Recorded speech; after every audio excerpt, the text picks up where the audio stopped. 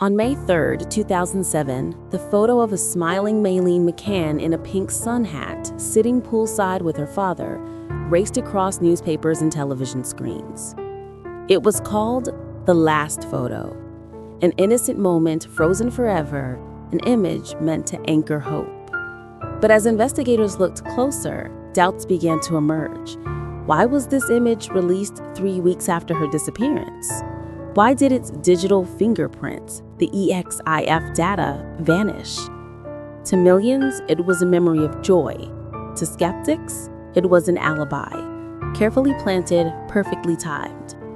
What if the photograph that captured the world was never about truth, but about storytelling, a stage prop in a drama already unfolding? At exactly 10 p.m., Kate McCann's scream shattered the calm of Praia da Luz. They'd taken her. Within minutes, neighbors, staff, and police swarmed Apartment 5A. The shutters were raised, the window ajar, the bed empty. To the world, it was a nightmare of intrusion. Yet investigators noticed unsettling details. No forced entry, no scratch marks beneath the window, no foreign footprints or fingerprints, only Kate's. What should have been a crime scene looked eerily like a stage scene. And the most haunting part? Kate's words were not, "she's missing," but "they've taken her," as if the story had been scripted before it even began. That night, belief and suspicion split forever. The McCann's story rested on the claim of a break-in, an intruder slipping through the bedroom window. But forensic experts proved the shutters couldn't have been forced open from outside without leaving marks. No scratches, no dents, no soil disturbed beneath. Even the curtain tail that it whooshed in the wind collapsed. For it to move, the shutters had to be open. They weren't. Richard D. Hall called it cinematic fiction, a crafted illusion. If the window was not an entry point, it was something worse, a prop, a deliberate fabrication to mislead investigators. The official narrative hung by a thread, and that thread was already breaking. In July 2007, British Cadaver dog Eddie entered Apartment 5A.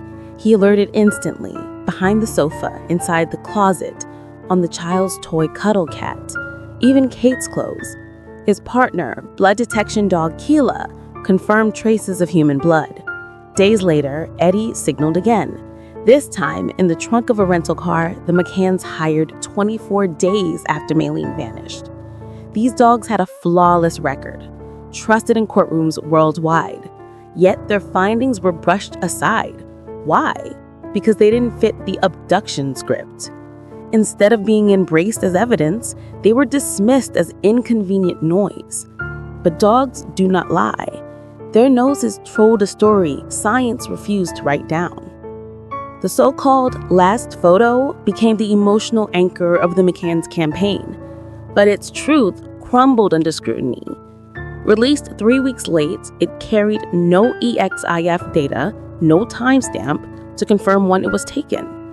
Analysts studied the shadows, the sunlight, the angle of the sun. It didn't match May 3rd, 5:30 p.m. The shadows were too short, the sky too clear, the light too high. Meteorological records confirmed this. That evening was cloudy, windy, unsettled. Yet the photo showed calm blue skies and still water. If it wasn't taken that day, what then? The entire timeline collapses. That smiling picture, once a symbol of innocence, becomes the first piece of evidence in a deeper deception. Words reveal more than intentions. Statement analyst David Hyatt examined the McCann's interviews and found unsettling patterns. Kate didn't say Madeline's missing. She said they've taken her, a ready-made script before any proof. Jerry claimed there is no evidence Madeline came to harm. A lawyer's defense, not a father's cry.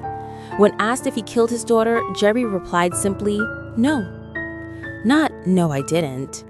That missing detail, analysts say, is the sound of guilt. These weren't panicked parents grasping for words. They were careful storytellers choosing them. Every sentence seemed less like grief and more like strategy, language bent to maintain a fragile illusion.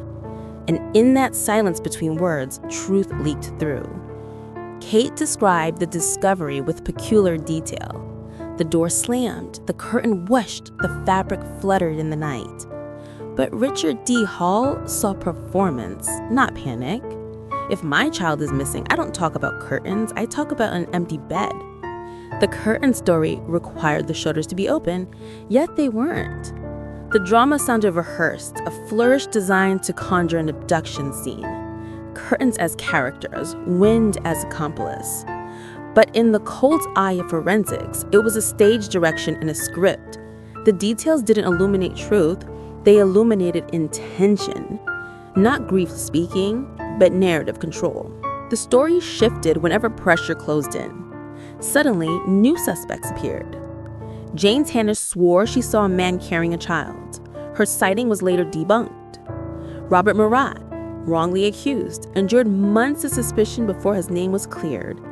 Then came Christian Bruckner, a convenient villain with no forensic tie to the case.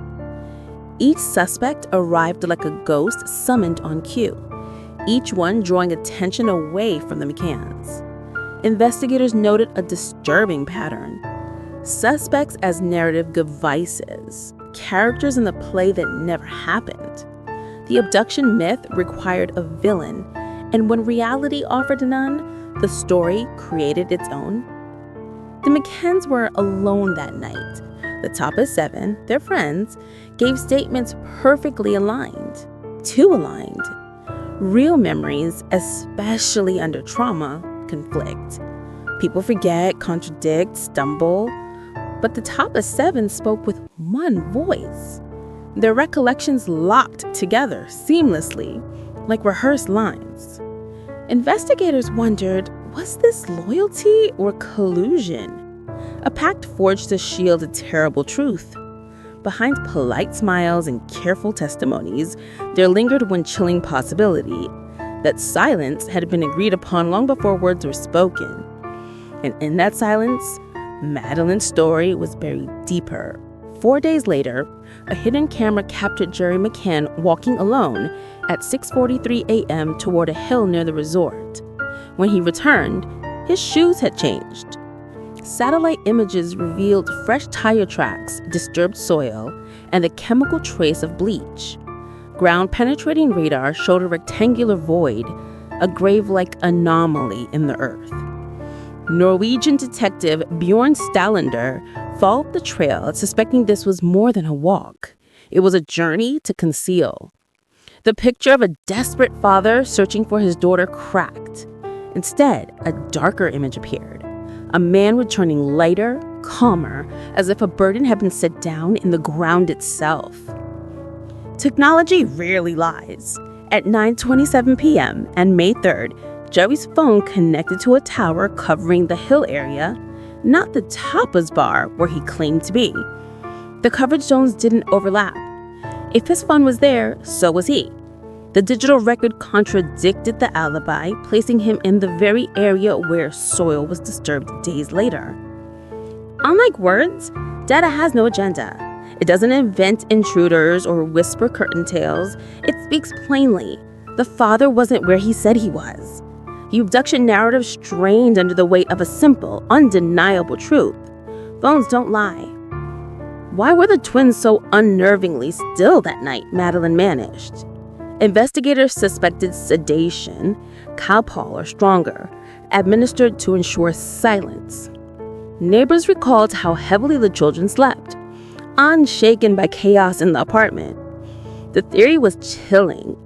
While Jerry managed the crisis, moved the body, and staged the scene, the twins were rendered unconscious, incapable of waking or witnessing. One investigator put it bluntly, it was the lesser of two evils, silence or suspicion. In the story of that night, innocence wasn't just stolen from one child.